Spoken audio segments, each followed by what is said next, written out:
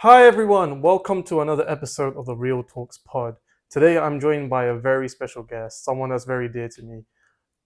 Welcome to the show, Mrs. Rashmi Khatri. How are you? I'm fine, thank you, Dave. And how are you? I'm good, thank you. I'm good. So you're involved in many things. You know, you do yoga for the community.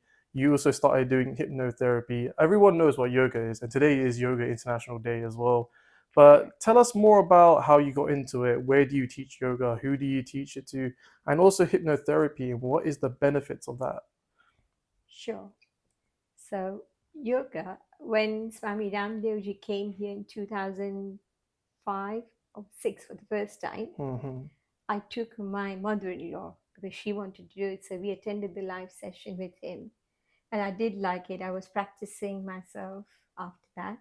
And then, going a few years ago, my daughter, she was learning yoga to teach for children and then to get some qualification. I mentioned about Swami Ramdevji's Yeah. yoga PYPT, Patanjali Yoga Peeth, and she got interested. And it just happened that it came up. We had a weekend for yoga assistant teacher training. So me and her, we both went to Leicester. I learned there, and then I'd not done anything about it. Then I think about a year or so later, I go to a temple in Denham, Anoopam Mission. So one of the devotee was telling me we should start yoga class here, and basically saying we should. And I said, yeah, I don't mind teaching as long as everybody wants to do it. And that's how our journey started. I think going back in 2018. Oh So I wow. started teaching there. We did for one evening, and then we did 2 evenings. So although it was open for everyone, Hmm. mostly women came. And then lockdown came, so we had to close face to face. And I didn't like to do online, so I did not continue. And then again this year in January, started doing yoga. We do every Monday from 6:30 p.m. onwards at On Permission. Okay, and Yeah, that's every Monday. every Monday. Okay, Yes, yeah. wow. And do you have like a big turnout coming, and was it just the It, local community people that come to the Monday? it is open for everyone, Hmm. and we do not have like registration or not even set fees. People don't have to pay anything Okay. because temple lets us use it, Hmm. so we don't pay anything to its temple. So as a group we all decided we should contribute, so we said okay, we'll say about £3 per session, but nobody monitors. There's a box there, donation box, which is there, so if somebody wants to put in, they put in. If they don't want to put in, that's fine as well, because end of the day, like Sahib Dada, who is the founder of Anupam Mission, he always believes it's everybody's birthright to be happy and Hmm. healthy. And we are here to give service, not to make money. So we don't. So we just put £3 in the box. If they don't put, that's fine as well. Oh, that's amazing. So Yeah. you're doing it more as a service to help Yes. everyone and to Yeah. really just to give someone an insight into what yoga is without them going to like a big studio. It's in a probably in a better place to do in a mandir because that's where yoga really is intended to be, is to be done in front of the divine. So it's probably more fulfilling, I say, to do it in a spiritual Yeah. place, to touch such an old ancient spiritual practice. But yoga is also like a lot of time nowadays people believe yoga is just a physical exercise, Hmm. stretches and do all the difficult poses. That is part of yoga, but that's not just it. Yoga is a lot. It's for your mind, body and your soul. So you do pranayams, which is breathing, you do stretches, exercises for your physical body, and you have a little bit of meditation involved for your soul or your spirit. So you do everything for your, it's complete rejuvenation of yourself, I would say. Yeah, it's Yeah. the unity between the body, mind, and soul. So Mm. it's to really connect yourself and really find yourself when you're Yeah. really deep into yoga. It's like the ancient word of it is called yog. That's where it really comes Yeah. from, and it's mentioned in a lot of our historical texts, like in the Bhagavad Gita, for example, or in the Vedas. So it goes really, really far back. I think a lot of people just advertise it nowadays as a physical exercise or something you do when you want to lose a bit of weight or just want to like feel a bit better about yourself. Yeah. But it's really an ancient practice from India, which people really don't really know. that where the roots are. They just think of it as it's very commercial, a very big, exercise fitness regime, but it's not really that.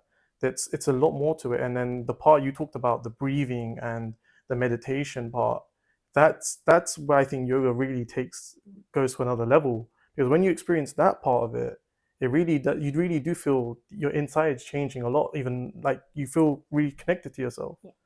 And that's the part when I talk to a lot of people, they don't know about that part. Yeah.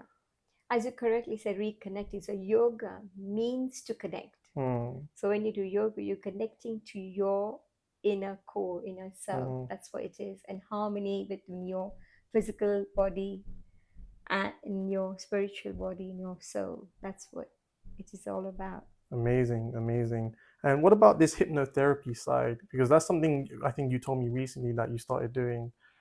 What Yeah. is it? What are the benefits of it? Because a lot of people I don't think know much about it. Yeah.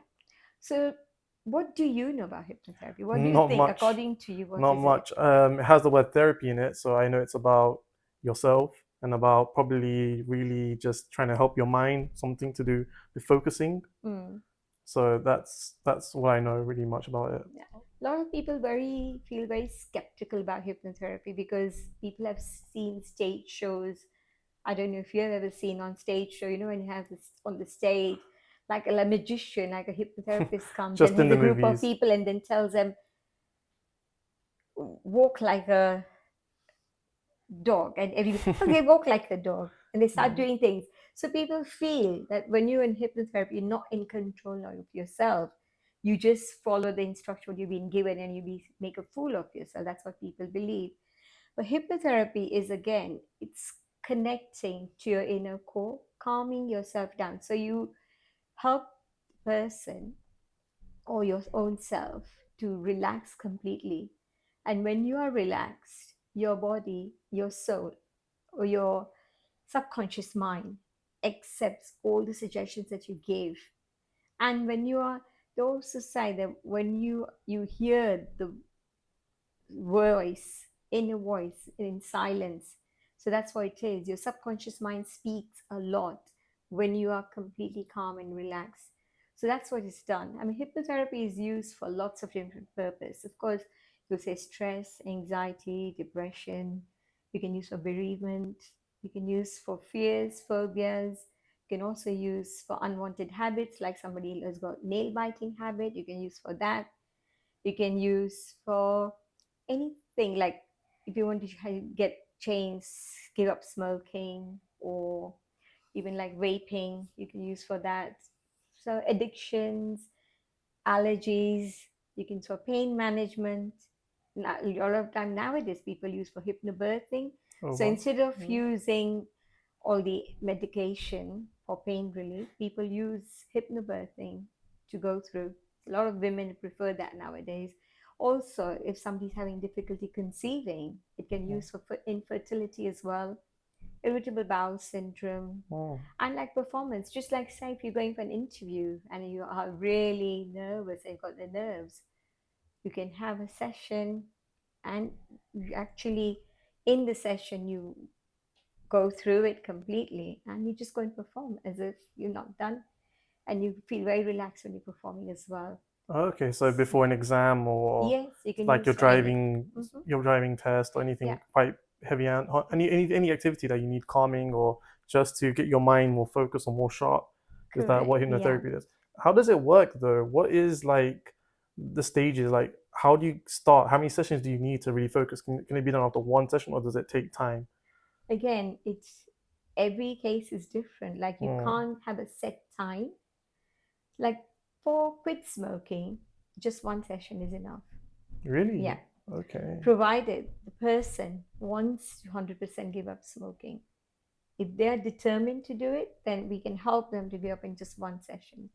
But apart from that, depends. Like performance, some performance, like we want to do, like say one exam, one session probably is enough. But otherwise, it depends on, you don't know. Mm, And also sometimes, as you said, your subconscious mind starts speaking, and it's surprising what it comes up with. A lot of times you think this problem is related with this, but sometimes it's completely different. So you can't give a time frame, but yes. So we have got different techniques that we use, different tools we use. Also, so like you have affirmations, then you have sub modalities we use, and that just to name few. We use EFT as well, which is emotional freedom technique, which is like tapping. So if you think about it, our inner core, as we say, we like in Sanatan Dharma or Hinduism, we say soul. Some people say the Ellen Vital that you have in the book. But we all know, whether we accept it or not, we all know that there's something within us which goes, and then this body still stays. The body is still there. And what is that? Okay. So that's what we call it soul. All right. So it's Yeah, quite deep then, his hypnotherapy. it It is. can really So it's really make a big yeah, it's difference. going connecting with the Yeah. subconscious mind to heal anything or to deal with any problem, anything. Like even insomnia, people have difficulty sleeping. Yeah. They can use for that as well. I think insomnia is a big one. A lot of people I know, a lot of my friends have trouble sleeping, especially in today's time with the cost of living crisis, with mortgages being out of control. A lot of people are just, with the job situation, it's very hard for people to get a new role or to earn enough money just to pay their bills. So I think insomnia has taken a big one. Seen a lot of people, sleeping probably half of what they used to sleep. And I think maybe if you're saying hypnotherapy is something that they could do, and it'll help them rather than them taking like medication or Yeah, any sleeping syrups, then I guess it could be a good idea. And I guess it's also harm free. Yeah. exactly. It's natural Hmm.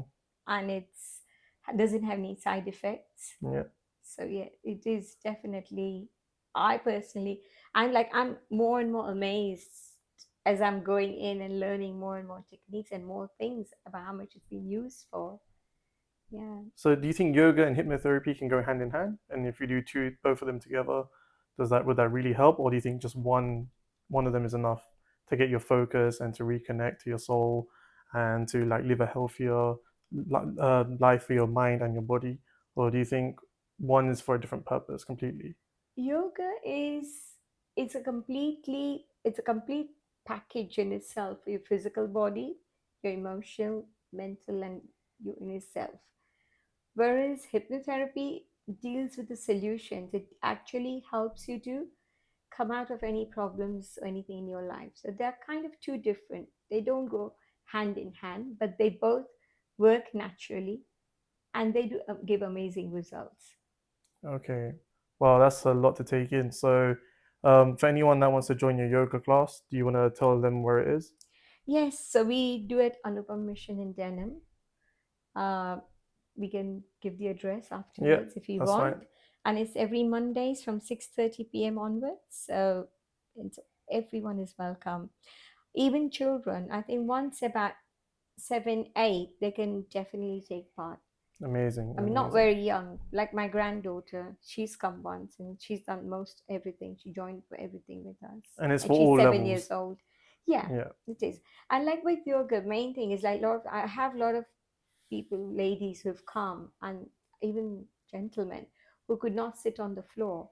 And the first rule of yoga is listen to your body. Do what your body allows you to do. Don't push yourself. I mean, you push, Hmm. but don't force yourself to do anything. And there were people who could not sit on the floor. And after a couple of sessions, they themselves started going on the floor and doing things on the floor. Oh, wow. So it does help a lot. That's good. That's good.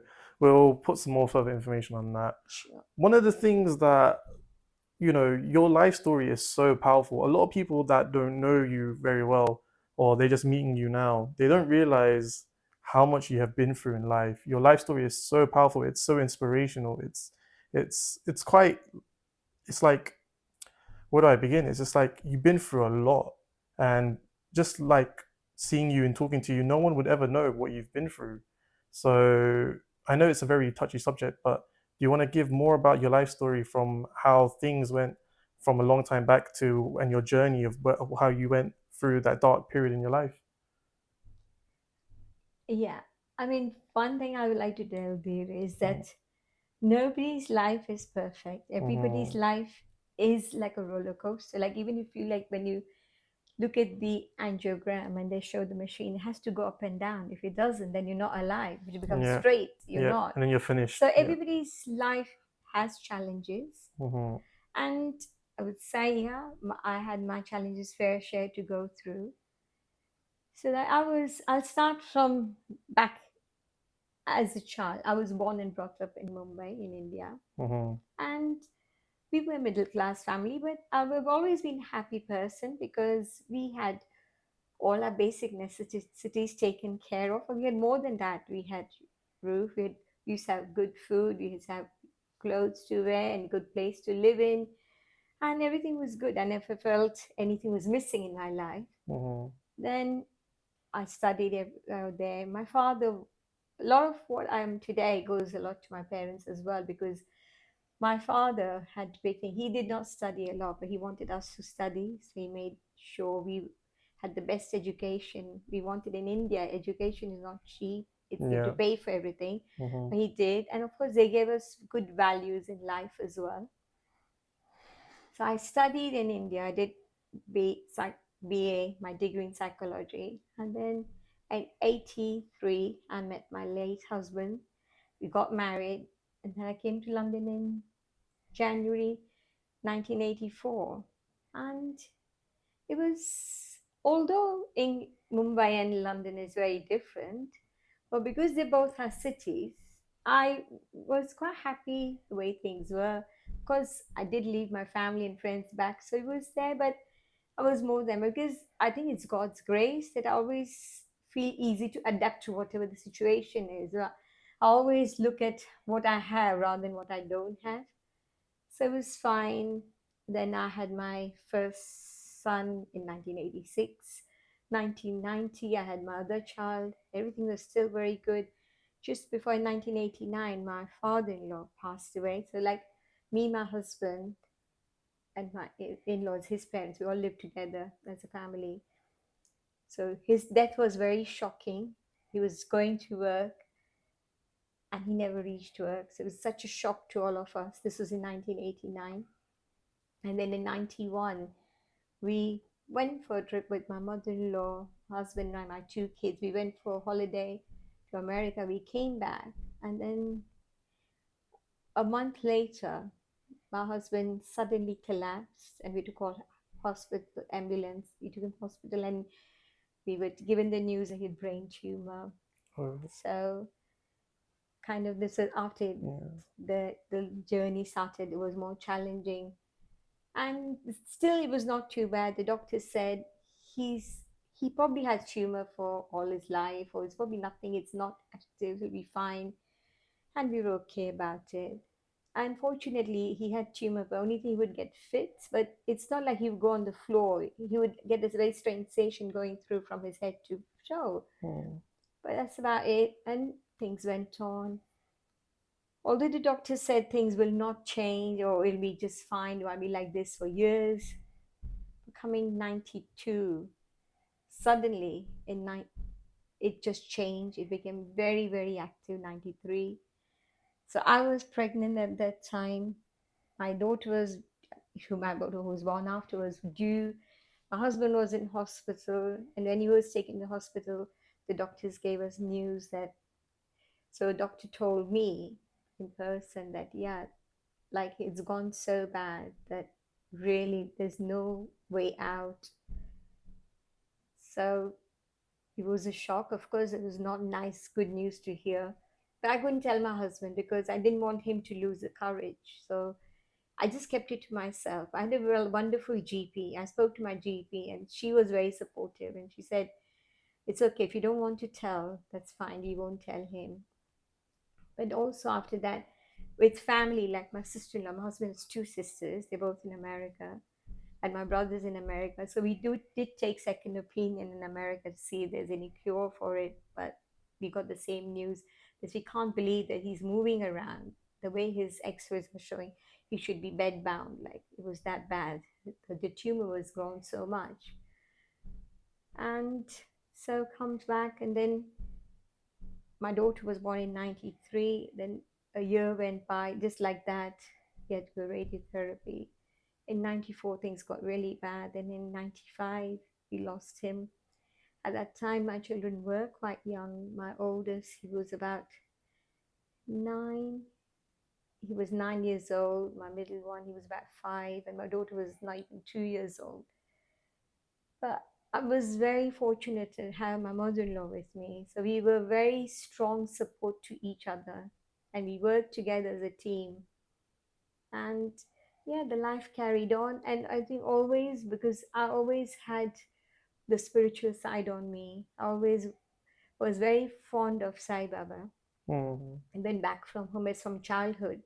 And I think it's just Baba's grace in my life that my husband in 91, he said that I got my in dreams, I want Baba. Baba said, I want to come to your house. And he got Baba's statue. So we got a proper shrine, a temple in our house. And that Baba has always been a big support to me. He's always sent me or given me energy whenever whatever I needed. He's always provided with me. Yes, and 93 allowed. And when I lost my husband, I used to read a book on theory of karma and try and understand.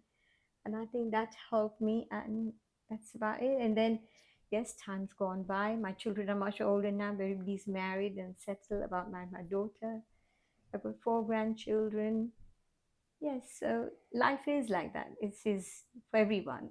I would say people are worse off. That's what I Mm. always feel, that I know my situation was not that great, but I know there are lots of other people who are worse off than what I was or my family was. Wow, that's um you're so humble after everything you've been through. You're one of the most kindest people I know. You're one of the most loving, caring person that I know. Um, After everything you've been through, you're one of the most like kindest, caring, and even though life gave you this major setback, it didn't really change you. You really hold on to your values, and you're like one of the only people I know that really stayed to their values, and that's something that I really admire about you. And I think you're a big inspiration from that as Thank well. you. Because I know that must have been easy, coming from another country, sitting down here, and then life taking a big turn. But you're very strong, Mrs. Rashmi Khatri. You're very strong, I must say. Just to go through what you've been through, it's something you should be very proud of. And do you think spirituality played a big part in that? Because I know you touched on that. Was that your forte? Because I know you're very spiritual. You go to the mandir, you do all this yoga. So, what is spirituality to you? I know you're a big Sai Baba follower, but a lot of people have their own definitions of spirituality. What is that to you? To me, spirituality is a way of living. A lot of times, people, this is just my belief, people think being religious is being spiritual, but they're two different things. So, with spirituality, you're being what you are being, not doing. With religion, we are all becoming like human doing rather than being. We all do right things, but not with the right intention of mind. I believe to be spiritual, just simple thing is to have harmony in your thoughts, words, and actions. The more you have it, the more it helps you more than the other person, keeps you more balanced, and you can go through life challenges, situations more easily. And like as you say, like if you think we're talking about it, if you look at a lot of devotees going back, a lot of people might have heard about Mirabai. So she went through a lot. She was a queen, and she lost her husband at a very young age as well. But she was a ardent devotee of Lord Krishna, and she never gave up the devotion. And she actually left her palace to be in union with Lord Krishna, because she had a lot to go on with her family. Like her brother-in-law sent her poison to drink because they were not happy. So I feel in what I'm trying to say is that if you look around, a lot of people when they're in, if they are devotees or anything, they got a lot of difficulties in their life. But the challenges can either make you bitter or they can get you better. And it is all on us whether what we become. Partly we do choose, and I think there's a principle of life which is called 90-10. Mm-hmm. So there's 10%, only 10% of things in the life which happens to us, which is not in our control. Rest 90% is in our control. But we are very comfortable and happy blaming people. And so did this, so of course I feel bad. So, like, if I give a little scenario, which I've done in my video as well. So, if in the morning time, there's a family, so it's husband, wife, and a little daughter, 5 years old. They're sitting on the breakfast table having breakfast. So, the daughter there and father is sitting next to her, and accidentally, daughter spills his coffee. So, it goes all over his clothes, over his shirt, and he gets angry and he shouts at the daughter. He shouts at the wife that you kept the cup too close by the edge and everything. And of course, they have like argument like most family would have. And he's not happy, grumpy. He goes upstairs, goes and changes his clothes, comes back. But because the daughter is so upset, she did not have her breakfast, so she's late for the school. So he has got to drop her to school. Wife can't drop because she's got important appointment to go, assignment, she can't. He goes to drop her to school. Because he's running late, he speeds on the road, he gets a ticket. He gets to the school, and of course, he parks where he should not park, so he gets another ticket. Daughter runs away saying bye to him, not even saying bye to him, just goes away upset. When he reaches his office, he remembers that he forgot the important file which he needed for his meeting. So has to go back home and get the file. And he doesn't, because he's not been in a good mood, he doesn't have a good relation with his colleagues all day, comes home exhausted and thinks, oh, what a day. Now you tell me, dear, his day went bad. Whose fault was it? Was it the daughter who spilled the coffee? Or was it the coffee's fault? Was it that policeman who gave the ticket? Or was that the gentleman himself? The gentleman himself, because a lot of the other stuff could have been avoided.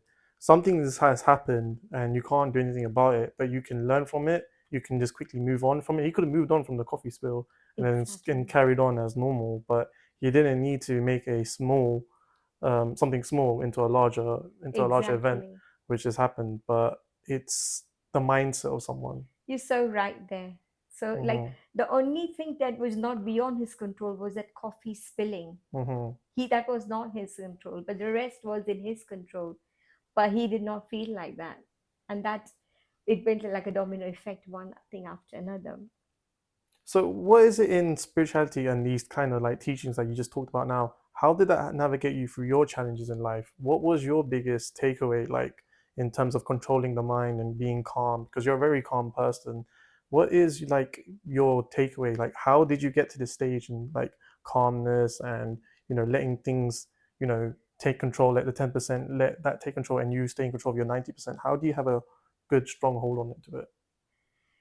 So I think of course, as I said, I do feel my life is completely, I feel surrendered to Sai Baba, and he gets a lot of spiritual people or people in my life, who's always bringing good people in my life because of that. And I've got certain beliefs in my life, which I believe that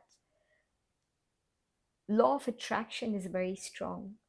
What you think, you attract.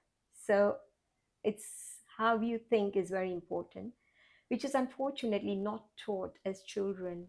I think in school, they teach English, history, geography, science. They should also teach children how they should be thinking, because that has so much impact on our life.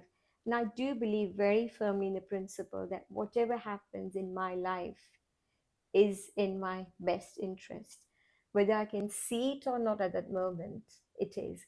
Like, it's like if you look at a jigsaw puzzle, you pick up a piece and that piece might look not fitting anywhere, not look very good, but that piece is required to complete that jigsaw puzzle. So that's what my firm belief is, that whatever happens is for my best. And I also believe whatever is my past I've done, my karmas, is bringing me what I'm getting today is in my present. And what I do today in present life is going to dictate my future. So what has happened in past is not in my control. I can't go and change it. What's going to happen tomorrow? I don't know.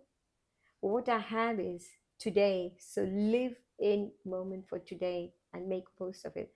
That's what I believe. Oh, that's really powerful stuff. So Yeah. in like in an example of confrontation, so someone was very so say example someone's very confrontation to you, how do you react according to your principles? It again depends on how it is. Like this morning, it happened. I went to drop my grandchildren to school. So it is, the pavement is quite low anyway. So when people make driveway, it should be dropped. So I parked the car where it was not dropped. So the lady came from inside. So I need to come out of the car. So can you move your car? Which I did move. But I told her, because your payment is not dropped, that's why I parked. It's not I'm not parking because of that. And she went in there. Then she came out and she started telling me, don't give me all this about dropping and this and that. I said, look, I don't have time to argue with you, but the fact is, it's not dropped down, means anybody can park there. And then I just walked away. So best thing is I've learned is to walk away and just let things be. Sometimes it's best to let people do what they want to do and walk away from situations. To keep your peace of mind and Yeah, not to feel like you're in a blame game with anyone. yeah, Just to, I guess, probably the best thing to do is to walk away from. But you can't. But a lot of people can't really walk away from all situations. When some people yeah, have their back against the wall, and they can't walk away because they need to fight for what's right for them. In correct. terms of that, how do you play that part Yeah, well, without things getting ugly? yeah. So there's another thing, another principle in life is as well that everybody's right from their own perspective. So I would normally say, okay, it depends. If it's okay to bend and change, it's absolutely fine. There's no harm. I feel my ego should not come in my way in not to do it. But yes, everybody's right from their own perspective. So that's what I accept, another principle in life. So when there's some debate going on, and I might not agree, so I will say, okay, that's fine. That's your belief. And my belief is my belief. And I respect your belief. But I will not give in to your beliefs just because it's your belief. I I don't see. know if it makes sense. Yeah, it does. It does. It's just like I know a lot of people. They're very humble. They're very kind, but and they don't like anything getting nasty. But they've had nasty situations. They've been involved in, unfortunately, without any of their fault. Something's just happened. Some drastic things have happened, and they don't want to play ugly, but they feel like the system and things are going against them. And it's like, how can they fight back without causing much bad karma, without losing their values, without stooping down to the other side's level? I think that's a challenge in life, and that's a part of life that a lot of us are trying to learn. Because whether you are in the workplace, or whether you're just trying to get by in your career, or whether you're just trying to just get through day by day, the system we live in right now, it's not easy. You have to pay bills, you have to get a job, you have to make money, you have to pay taxes, you have to do a lot of things that you don't want to. You have to pay for your own fruit and veg. You can't, find a space of land and start growing your own fruit and veg. You can't do that in this country or anywhere in the world. Everything is, a lot of things are controlled, but a lot of the things that should be just like given to us by like nature's gift, it's not. And that's why I feel like spirituality is a big thing, because it's taking us back to nature's gift and away from the material things. And it's becoming so bad now. Like the world is going more towards the material things. People's mindsets are going towards that way.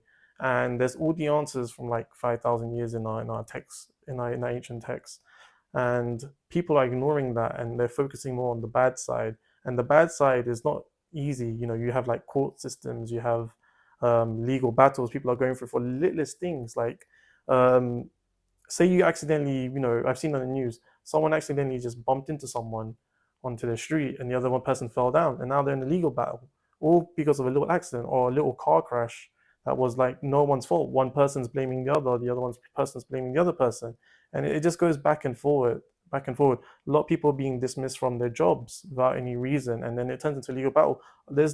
I feel like there's less kindness in the world as the way things are. And it's just like, what are your thoughts on that? Like, people, how do they fight back without making it ugly, and they stay true to their values? Like, a real bad situations happen, how can they come out of it in the best way?